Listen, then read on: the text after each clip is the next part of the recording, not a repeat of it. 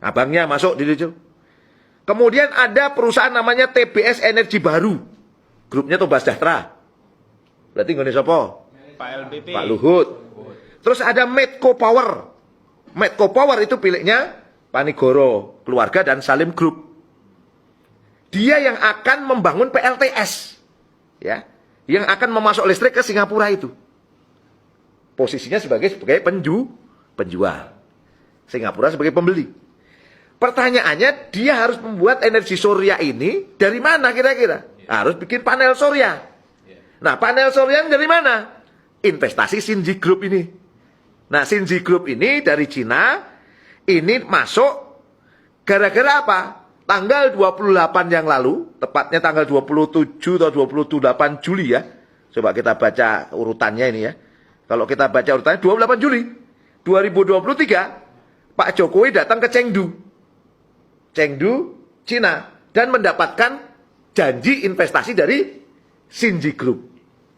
Xinji Group ini yang akan membuat panel surya yang nanti akan dibeli oleh PLTS untuk menghasilkan listrik yang akan diterima oleh Singapura. Oke. Nah, dari konteks ini posisi MEG di mana akhirnya? Posisi MEG itu menyiapkan lahan, membangun kawasan yang nanti dengan modal HGU itu yang terbit, nanti dia akan kerjasama dengan BP Batam, meminta BP Batam terbitkan HGB, HGU di atas lahan HPL yang sedang diukur itu lah kira-kira. Nah, kemudian kalau kita baca lagi yang kelima, nanti BP Batam sendiri nanti yang akan berperan di situ. Yang keenam, puncaknya adalah rezim Jokowi melalui Menko Perekonomian Airlangga Hartarto menetapkan proyek Rempang Eco City miliknya Tommy Tata sebagai proyek strategis nasional. Urut sekali teman-teman sekalian. Dari kebutuhan apa tadi? Listrik, PLTS-nya adalah milik swasta dan orang-orangnya ini tadi. Terus kemudian perlu Xinji Group. Xinji Group ini tadi perlu lahan. Lahannya dari mana? Tommy Pinata. Supaya semuanya dapat insentif, dibikinlah dia proyek strategis nasional. Pertanyaannya cuma sederhana, siapa yang untung dari sini? Yang untung jelas oligarki yang ada di situ plus investor asing. Rakyat gimana? Ya rakyat suruh keluar. Kenapa harus keluar? Karena 30 hari setelah MOU dengan Xinji ini diminta clear and clean tempat itu. Ini kan luar biasa. Demi kepentingan oligarki, demi kepentingan investor, kemudian rakyat harus dipitingkan demikian rupa. Ini sangat menyedihkan sekali menurut saya dari aspek ini. Oke ya. Nah, kemudian yang kedua, ini pasir laut, clear. Buat Singapura itu sudah membuat perkiraan ke depan, dia sangat butuh pasir laut. Kenapa butuh pasir laut kira-kira? Karena pertumbuhan penduduknya meningkat. Pertumbuhan penduduknya meningkat, maka dia harus buat pulau-pulau reklamasi. Nah, pulau reklamasi itu tidak mungkin bisa dibuat kalau tidak ada pasir laut. Nah, pasir laut ini sebenarnya dulu sudah stop ekspor dari Indonesia itu. Nah, stop ekspor. Tapi sejak 5 Mei 2023, Pak Jokowi menetapkan PP nomor 26 tahun 2023 yang mengizinkan poin di dalamnya, walaupun di dalamnya terkait dengan sedimentasi, tapi saya tahu persis di dalamnya itu ada izin untuk ekspor kembali pasir laut yang kembali dibuka. Ini yang menarik untuk kita baca, teman-teman sekalian. Terus kemudian apa yang ingin ditawarkan Pak Jokowi kepada Singapura? Listrik sama pasir laut. Dengan harapan apa? Singapura diminta untuk investasi di IKN.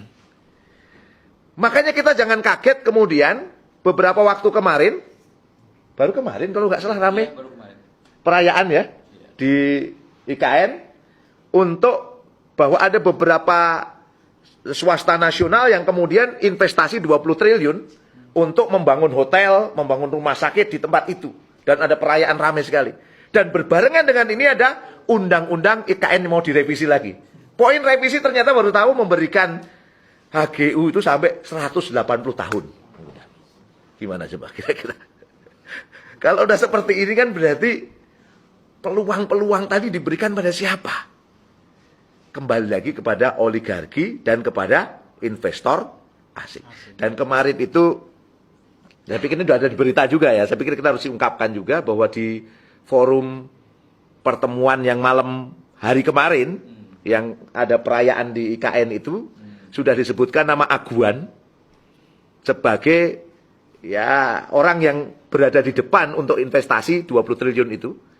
Dan itu adalah grup Artagraha, real.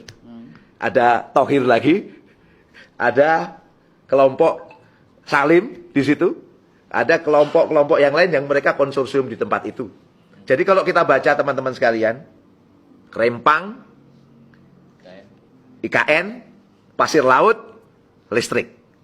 Ini adalah perpaduan yang demikian rupa, yang poin dasarnya adalah bagaimana negara dalam konteks ini rezim penguasa ingin menjadikan oligarki dan investor yang dimenangkan. Ini problem luar biasa yang ada di tengah-tengah kita. Nah, catatan saya begini. Pertanyaannya adalah, apakah konflik-konflik ini akan berhenti? Tidak akan berhenti menurut saya. Kenapa? Karena ruang yang kemarin Pak Bahlil datang mengademkan suasana, ternyata masyarakat belum bisa terima.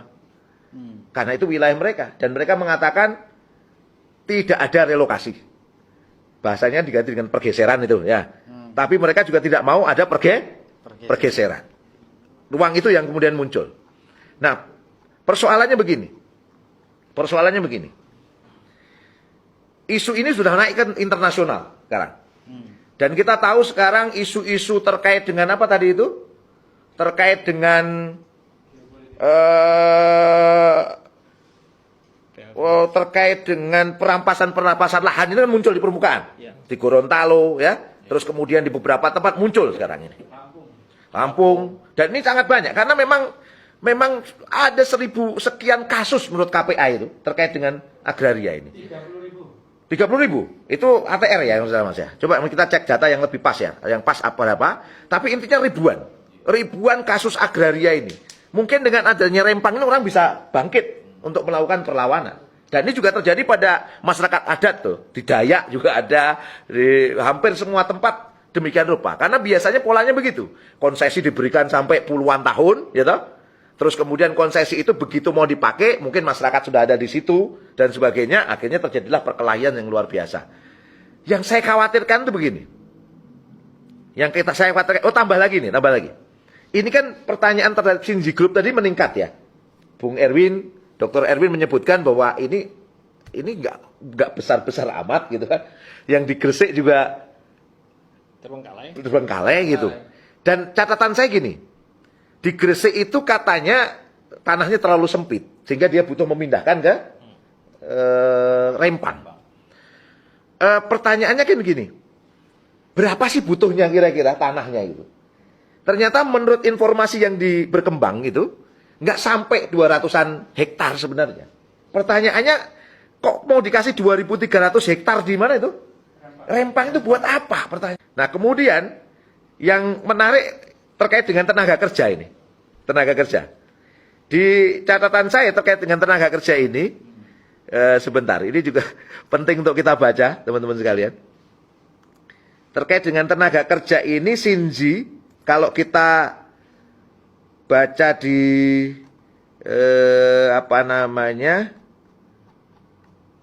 laporan yang dia punya ya. Nah ini, oke. Rencana aset perusahaan itu